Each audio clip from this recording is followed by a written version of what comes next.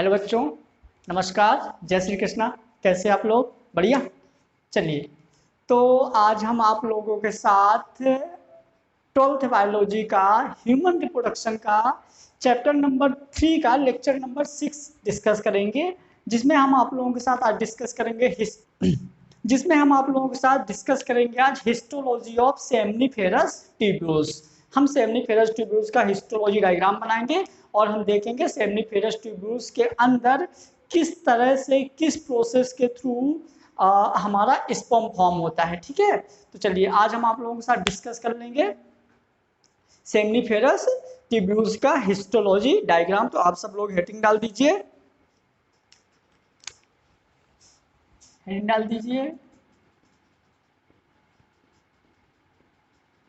Histology of seminiferous tubule. Heading डाल दीजिए आप लोग, हिस्टोलॉजी ऑफ सेमनीफेरस ट्यूब्यूल्स। चलिए थोड़ा सा सेमनीफेरस ट्यूब्यूल्स के बारे में भी हम डिस्कस करें। जैसा कि आप लोगों को पता था कि ये टेस्टिस, मेडियास्टियम टेस्टिस के थ्रू हम इसको दो पार्ट में डिवाइड किए थे, जो कि हम इसको बाहर एक लेयर थी टेस्टिकुलर लोब्यूल। टेस्टिकुलर लोब्यूल में ये थी सेमनीफेरस ट्यूब्यूल्स, ये थी सेमनीफेरस ट्यूब्यूल्स। ट्यूबुली रक्ति, रेटेटेस्टिस, यहाँ से वॉसिफ्रेंसिया और ये इपिडिडाइमिस। कुछ ऐसे डायग्राम था। यहाँ से हम क्या करते हैं, यहाँ से सेमनीफेरस ट्यूब्यूल्स को हम बाहर निकालते हैं। ठीक है, जब हम सेमनीफेरस ट्यूब्यूल्स को बाहर निकालते हैं तो इस ट्यूब्यूल्स में, सेमनीफेरस ट्यूब्यूल्स के अंदर जर्मिनल एपिथीलियम रहती है। क्या रहती है? Germinal epithelium. अब हम इसका ट्रांसफर सेक्शन लेते हैं, मतलब कि इस सेमनीफेरस ट्यूब्यूल्स को हम पीएस लेते हैं। यहाँ से जब हम सेमनीफेरस ट्यूब्यूल्स का ट्रांसफर सेक्शन लेते हैं तो हम इसको देखेंगे कि हमारा ये ट्यूब हमको कैसे दिखेगा। ठीक है, तो जैसे सेमनीफेरस ट्यूब्यूल्स के हम ट्रांसफर सेक्शन लिए तो सेमनीफेरस ट्यूब्यूल्स हमको किस तरह से दिखेगी हम वो डिस्कस करेंगे आपके साथ, है ना। चलिए, यहाँ पे हम सेमनीफेरस ट्यूब्यूल्स बना देते हैं। ये हो गई हमारी सेमनीफेरस ट्यूब्यूल्स, ये हो गई जर्मिनल एपिथीलियम। ठीक है, चलिए अब हम इसका जब ट्रांसफर सेक्शन लेंगे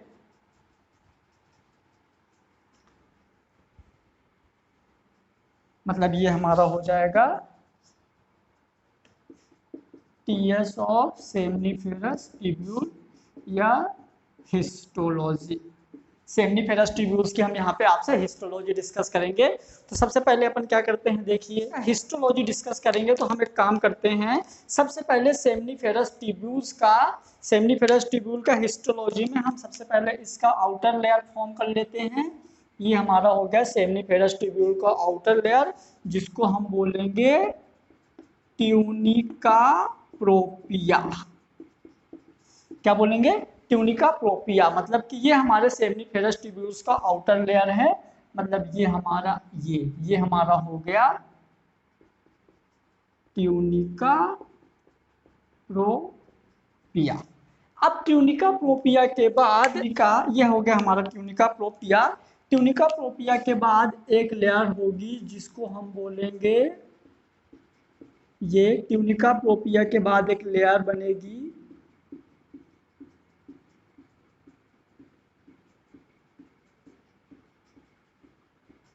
ये एक लेयर फॉर्म हो गई। ये ट्यूनिका प्रोपिया के बाद ये वाली जो हमारी लेयर है, तो ट्यूनिका प्रोपिया के बाद ये वाली जो हमारी फर्स्ट लेयर है ये हो जाएगी cuboidal germinal epithelium. Cuboidal germinal epithelium, इसमें आपको कॉलम लाइक स्ट्रक्चर पाया जाएगा, यहीं यहीं कहीं कॉलम लाइक स्ट्रक्चर पाया जाएगा। ये आपका कॉलम लाइक स्ट्रक्चर होगा ये, ठीक है। जो कॉलम लाइक स्ट्रक्चर होगा जिसको हम बोलेंगे कॉलुमनर, मतलब कि ये आपका columnar columnar cell, columnar cell, जिसको हम और जिसको हम बोलेंगे सर्टोली, जिसको हम बोलेंगे सर्टोली सेल। ये क्या करेगी, प्रोवाइड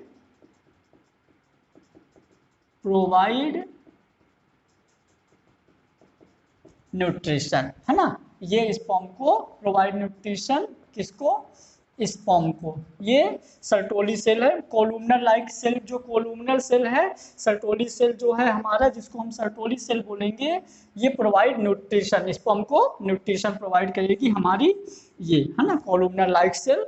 मतलब कि ये हमारा हो जाएगा ट्यूनिका प्रोपिया की, अपन इसमें बना देते हैं सर्टोली सेल।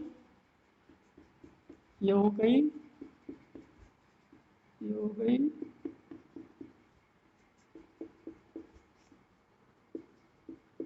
ये हो गई सर्टोली सेल, है ना। सर्टोली सेल के बाद इसमें क्या रहेगा अपना क्यूबोइडल जर्मिनल एपिथीलियम, इसमें ये अपना हो गया, ये आपका बन गया cuboidal germinal epithelium. Cuboidal germinal epithelium के बाद एक और हमारी लेयर फॉर्म होगी, क्यूबोइडल जर्मिनल एपिथीलियम के बाद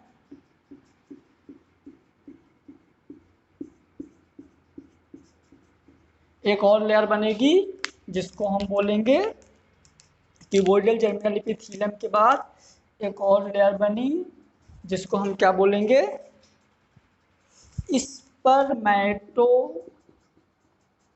स्पर्मेटोगोनिया, है ना। ये स्पर्मेटोगोनिया मतलब कि आपका क्यूबोइडल जर्मिनल एपिथीलियम ही स्पर्मेटोगोनिया फॉर्म करेगी, ठीक है। मतलब कि ये हमारी क्यूबोइडल जर्मिनल एपिथीलियम हो गई, जर्म सेल होती हैं जिनसे आगे ग्रोथ होके और मैच्योर होके क्या बना दिया, स्पर्मेटोगोनिया। मतलब कि क्यूबोइडल जर्मिनल एपिथीलियम ने ही, यही सेल ने ग्रोथ करके क्या बनाया, जर्मिनल वो स्पर्मेटोगोनिया, इसी सेल ने बनाया स्पर्मेटोगोनिया। स्पर्मेटोगोनिया के बाद हमारा बनेगा क्या, स्पर्मेटोगोनिया के बाद एक लेयर और फॉर्म होगी जिसको हम बोलेंगे स्पर्मेटिड। ये एक ही लेयर है, ये टोटल एक ही लेयर है, जो कि जो हमारा स्पर्मेटोगोनिया था, स्पर्मेटोगोनिया में ग्रोथ हुआ और स्पर्मेटोगोनिया से एक और लेयर बन गई जिसको हमने बोल दिया स्पर्मेटिड। क्या बोल दिया, स्पर्मेटिड। यानी कि प्रिमोर्डियल जर्मिनल एपिथेलियम के बाद एक और लेयर फॉर्म होगी जिसको हम क्या बोल देंगे, जर्मिनल एपिथेलियम के बाद एक और लेयर बनेगी जिसको हम बोल देंगे स्पर्मेटोगोनिया। क्या बोलेंगे, spermatogonia. At the time of spermatogenesis, ये प्रोसेस स्पर्मेटोजेनेसिस के टाइम पे होती है कि जो हमारे क्यूबोइडल जर्मिनल एपिथेलियम होती है, cuboidal germinal epithelium, cuboidal germinal epithelium में मैच्यूरेशन होता है, एनलार्जमेंट होगा और हमारा क्या बनेगा, spermatogonia with the help of mitosis, है ना। Mitosis with the help of mitosis, with the help of mitosis and meiosis also, ठीक है। इस टाइम पे हमारा क्या होता है, क्यूबोइडल जर्मिनल एपिथेलियम मतलब जर्म सेल होती है, जर्म सेल यानी कि जो स्पर्म फॉर्म करेगी, और जर्म सेल में आगे डिवाइड होकर स्पर्मेटोगोनिया बन गया, स्पर्मेटोगोनिया से क्या बन गया, स्पर्मेटिड। स्पर्मेटिड से ये यहाँ फॉर्म हो जाएंगे स्पर्म,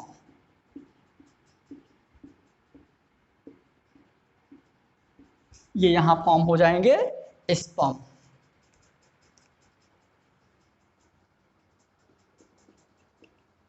ये यहाँ फॉर्म हो गए स्पर्म। तो है ना, स्पर्मेटोगोनिया से बनेंगे स्पर्मेटिड, स्पर्मेटोगोनिया से बनेंगे स्पर्मेटिड, ये बना स्पर्मेटिड,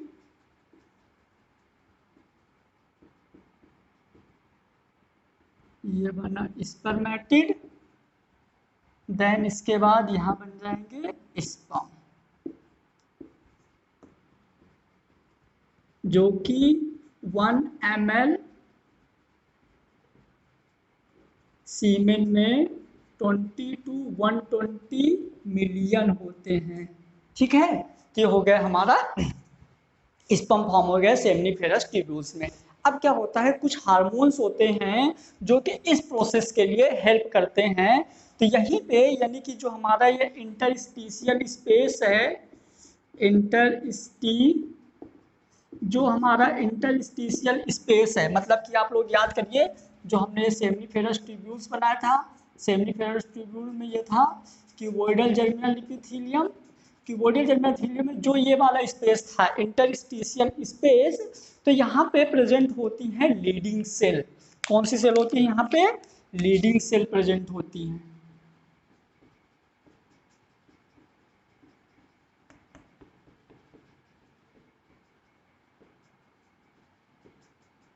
यहाँ पे प्रेजेंट होती है लीडिंग सेल।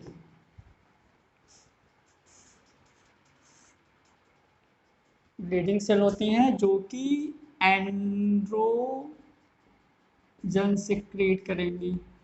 ठीक है, क्या सिक्रेट करती हैं? एंड्रोजन। यहाँ और भी बना लो, ये ये ये ये यहाँ आपकी कौन सी हैं? लीडिंग सेल हैं जो कि टेस्टोस्टेरोन, है ना, एंड्रोजन जो टेस्टोस्टेरोन के सिक्रीशन को बढ़ाता है, टेस्टोस्टेरोन के सिक्रीशन को बढ़ाता है। मतलब यहाँ पे देखिए आपकी लीडिंग सेल है और लीडिंग सेल यहाँ क्या करेंगे? टेस्टोस्टेरोन के सिक्रीशन को बढ़ाएंगे। मतलब यहाँ टेस्टोस्टेरोन के सिक्रीशन को बढ़ाएंगे और लीडिंग सेल से ही एक ABP, है ना, मतलब कि एंड्रोजन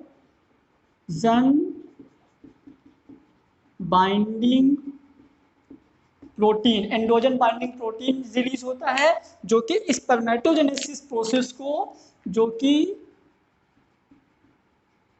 स्पर्मेटोजेनेसिस, जिस प्रोसेस में स्पर्म फॉर्म होता है, स्पर्मेटोजेनेसिस की प्रोसेस को बढ़ा देता है। ठीक है, एंड्रोजन प्रोटीन। और ये टेस्टोस्टेरोन जो है तो यहाँ तक मतलब सेमनीफेरस ट्यूब्यूल्स तक पहुँचता है कैसे? By diffusion. ये टेस्टोस्टेरोन यहाँ पर पहुँचता है बाई डिफ्यूजन। ये भी क्वेश्चन आता है बहुत कि जो लीडिंग सेल से टेस्टोस्टेरोन सिक्रीट हुआ, testosterone secrete with the help of androgen binding protein कहाँ पहुँचता है? हमारे सर्टोली सेल में, सॉरी कहाँ पहुँचता है? हमारे सेमनीफेरस ट्यूब्यूल्स में। सेमनीफेरस ट्यूब्यूल्स में जो आपका क्यूबोइडल जर्मिनल एपिथेलियम होता है, क्यूबोइडल जर्मिनल एपिथेलियम से जो बायो स्पर्मेटोजेनेसिस जो स्पर्म फॉर्म होते हैं तो ये हेल्प करता है। और साथ में टेस्टोस्टेरोन मेल कैरेक्टर को भी इंक्रीज करता है, मेल कैरेक्टर को भी इंक्रीज करेगा। तो ये हमारा हो गया histology diagram of seminiferous tubules. मतलब आप एक बार और रिवीजन कर सकते, मतलब आप इसको एक बार और रिवीजन कर सकते हैं कि जो हमारा सेमनीफेरस ट्यूब्यूल्स था, सेमनीफेरस ट्यूब्यूल्स में जो क्यूबोइडल जर्मिनल एपिथेलियम था, मतलब जो सेमनीफेरस ट्यूब्यूल्स में जो क्यूबोइडल जर्मिनल एपिथेलियम था, तो क्यूबोइडल जर्मिनल एपिथेलियम में विद द हेल्प ऑफ, पहले तो क्यूबोइडल जर्मिनल एपिथेलियम में क्या होगा, मतलब ये इनमें होगा, मतलब क्यूबोइडल जर्मिनल एपिथेलियम में ये ब्रेक होकर छोटे छोटे सेल बना देंगे, है ना। पहले एक पूरी एपिथेलियम होती है, ये कंप्लीट पूरी ये कंप्लीट पहले पूरी एक एपिथेलियम होती है। इस एपिथेलियम से छोटी छोटी सेल ब्रेक होकर बना देते हैं क्यूबोइडल जर्मिनल एपिथेलियम, जिसमें होता है माइटोसिस, और ये ब्रेक होकर हमारा क्या बनाएंगे? स्पर्मेटोगोनिया में क्या होगा? इनमें इनलार्जमेंट होता रहेगा और ये मैच्योर होती रहेंगी। आगे चल के देखिए ना, यहाँ पे क्या हुआ? क्यूबोइडल जर्मिनल एपिथेलियम से क्या बना दिया, यानी कि ये आपकी पहली सेल हो गई cuboidal germinal epithelium, then spermatogonia, then spermatid, last में आपका बन गया देखिए स्पर्म। तो ये हमारा क्यूबोइडल जर्मिनल एपिथेलियम के बाद क्या बना? स्पर्मेटोगोनिया के बाद क्या बना? स्पर्मेटिड के बाद क्या बना? स्पर्म। जो कि आपको पता है कि ये जो स्पर्म है तो 1 ml सीमेन में 20 to 120 मिलियंस होते हैं, ये मैंने लिखा था कहीं पे, ये 20 to 120 मिलियन होते हैं। यदि 1 ml में लेस देन 20 मिलियन स्पर्म हो तो हम इसको बोलते हैं हाइपोस्पर्मिया। हाइपोस्पर्मिया यदि अब्सेंट है तो एजोस्पर्मिया, मतलब कि 1 ml यानी कि सीमेन में स्पर्म कंप्लीट अब्सेंट होंगे तो हम उसको बोलेंगे एजोस्पर्मिया, लेकिन लेस देन 20 होंगे, 20 मिलियन होंगे तो हम बोलेंगे हाइपोस्पर्मिया। ठीक है, तो ये हो गया। इसी डायग्राम को हमने इधर पे देखा तो ये हो गया ट्यूनिका प्रोपिया। देन ट्यूनिका प्रोपिया के बाद पहली लेयर हो गई हमारी कौन सी, जर्मिनल एपिथेलियम। दूसरा हमारा जर्मिनल एपिथेलियम से फॉर्म हुआ क्या, स्पर्मेटोगोनिया। स्पर्मेटोगोनिया से फॉर्म हुआ स्पर्मेटिड और लास्ट में हमारा बन गया स्पर्म। तो हो गया हमारा हिस्टोलॉजी ऑफ सेमनीफेरस ट्यूब्यूल्स। अब हम देखेंगे कि जो हिस्टोलॉजी ऑफ सेमनीफेरस ट्यूब्यूल में बाया स्पर्मेटोजेनेसिस से जो स्पर्म फॉर्म हुए हैं, मतलब कि क्यूबोइडल जर्मिनल एपिथेलियम से बाया स्पर्मेटोजेनेसिस से जो स्पर्म फॉर्म हुए हैं, यहाँ पे रोल होता है हार्मोन्स का। किसका रोल होता है, हार्मोन्स का, और ये हार्मोन सीक्रेट होता है पिट्यूटरी ग्लैंड से। ठीक है, तो हम इसी में थोड़ा सा देख लेते हैं कि role of hormones in spermatogenesis, मतलब हार्मोन्स का क्या रोल है, कहाँ से सीक्रेट हुए हैं। तो ये चीज अभी हम देख लेते हैं आपके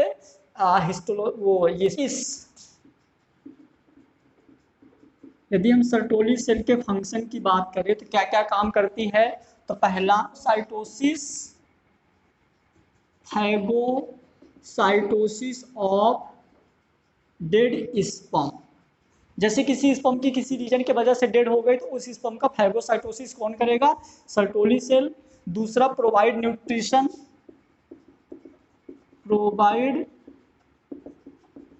न्यूट्रिशन। तीसरा फॉर्म करेगी जनरेट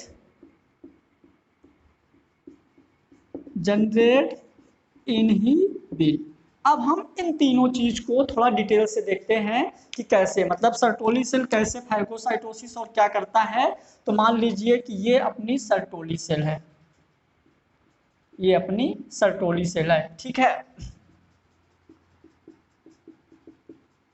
ये सर्टोली सेल है। इस सर्टोली सेल में क्या होगा कि सबसे पहले फैगोसाइटोसिस ऑफ डेड स्पर्म, मतलब कि जिन स्पर्म की डेथ हो जाएगी उन स्पर्म का ये फैगोसाइटोसिस कर लेगा, मतलब स्पर्म इसके अंदर चले जाएंगे। जैसे जो स्पर्म डेड हो गया तो डेड स्पर्म, मतलब कि इसका यहाँ पे हो गया फैगोसाइटोसिस, मतलब डेड स्पर्म का क्या होगा यहाँ फैगोसाइटोसिस। दूसरा प्रोवाइड न्यूट्रिशन प्रोवाइड करेगी इन स्पर्म को, है ना, इनको न्यूट्रिशन प्रोवाइड करेगी। तीसरा हो गया, है ना, form of blood testis barrier. ये ब्लड फॉर्म ऐसे लिख दीजिए आप, ब्लड टेस्टिस बैरियर, ये ब्लड टेस्टिस बैरियर फॉर्म करती है। तो ब्लड टेस्टिस बैरियर क्या होता है, बहुत ध्यान से सुनना। तो जो हमारा स्पर्म है, यदि आप स्पर्म की बात करें, यदि आप स्पर्म की बात करें तो हम यहाँ पे स्पर्म का डायग्राम बनाते हैं।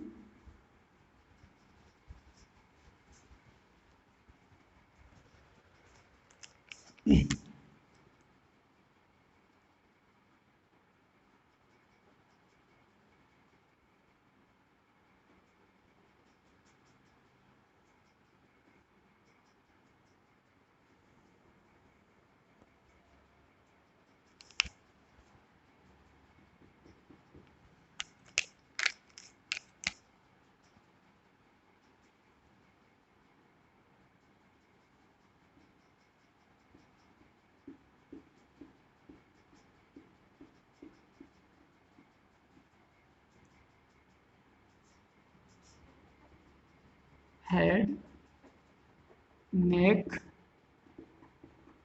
मिडिल पीस और टेल। जैसे ये स्पर्म हो गया, स्पर्म में यहाँ पे प्रॉक्सिमल सेंट्रियोल है, मतलब ये इसका न्यूक्लियस है।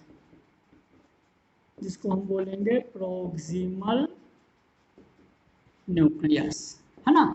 ये प्रोक्सिमल न्यूक्लियस है जो कि हैप्लॉन्टिक है। कैसा है? हैप्लॉन्टिक। समझिएगा ध्यान से, है ना। ये स्पर्म का जो न्यूक्लियस है कैसा है? हैप्लॉन्टिक है। अब यदि इस स्पर्म का न्यूक्लियस हैप्लॉन्टिक है और हमारी जो ब्लड है, हमारा जो ब्लड है, यदि अपन ब्लड की बात करें, ठीक है, तो ये ब्लड है जिसका साइज 7 माइक्रोमीटर डे होता है, 120 डेज तक जिंदा रहती है। यदि हम इसके आरबीसी की बात करें, रेड ब्लड सेल की, तो रेड ब्लड सेल हमारा जो है इसके सरफेस में एंटीबॉडी प्रेजेंट होती है। इसके सरफेस पे क्या होती है? एंटीबॉडी।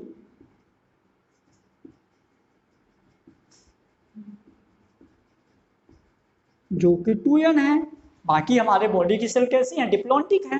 ठीक, तो ये स्पर्म का हैप्लॉन्टिक न्यूक्लियस यदि इसके सरफेस एंटीबॉडी यानी डिप्लॉन्टिक न्यूक्लियस के कांटेक्ट में आ जाएगा तो इसकी डेथ हो जाएगी। मतलब कि यदि ये हैप्लॉन्टिक न्यूक्लियस, मतलब कि यदि स्पर्म का जो हेड है, स्पर्म का जो हेड है मतलब स्पर्म का जो न्यूक्लियस है, यदि हमारे बॉडी के सेल के कांटेक्ट में आएगा तो हमारी बॉडी को ऐसा फील होगा कि ये फॉरेन पार्टिकल है, तो हमारी बॉडी में जो एंटीबॉडी है ये इसको किल कर देगी। ठीक है, तो ये स्पर्म जैसे इंसेमिनेशन के टाइम पे क्या होता है कि फीमेल वेजाइना में इंसेमिनेशन के थ्रू सीमेन हम रिलीज करते हैं। जैसे फीमेल वेजाइना में सीमेन रिलीज होता है उस टाइम पे क्या होता है कि यदि हमारा स्पर्म फीमेल वेजाइना के किसी भी पार्ट से, female vagina, uterus, fallopian tube, किसी भी पार्ट में यदि ब्लड होगा और उसके कांटेक्ट में यदि आ गया तो वहां पे स्पर्म की डेथ हो जाएगी, जिस वजह से फर्टिलाइजेशन की पॉसिबिलिटीज 0 हो जाएंगी। तो क्या होता है कि ये स्पर्म फीमेल वेजाइना के ब्लड के कांटेक्ट में ना आए, इस वजह से पूरी वेजाइना की जो इनर लेयर होती है वहां पे म्यूकस लेयर होता है। म्यूकस के वजह से म्यूकस जो होता है तो ब्लड और स्पर्म दोनों के बीच में एक बैरियर का काम करता है। ठीक है, तो वहां प्रोटेक्ट हो गया स्पर्म, वहां कांटेक्ट नहीं होता। इसलिए at the time of bleeding, मतलब जिस टाइम पे ब्लीडिंग होता है फीमेल में, उस टाइम पे यदि आप इंसेमिनेशन फीमेल वेजाइना में होता है तो उस टाइम पे फर्टिलाइजेशन के चांस 0% होते हैं, क्योंकि ब्लीडिंग के टाइम पे ब्लड रहता है वेजाइना में। अब वेजाइना में यदि ब्लड है तो स्पर्म हमारा सबसे पहले फैलोपियन ट्यूब के पहुंचने से पहले कहाँ होगा? उसके कांटेक्ट में आ जाएगा, ब्लड के कांटेक्ट में आ जाएगा और स्पर्म की वहीं की वहीं डेथ हो जाएगी। क्यों डेथ हो जाएगी?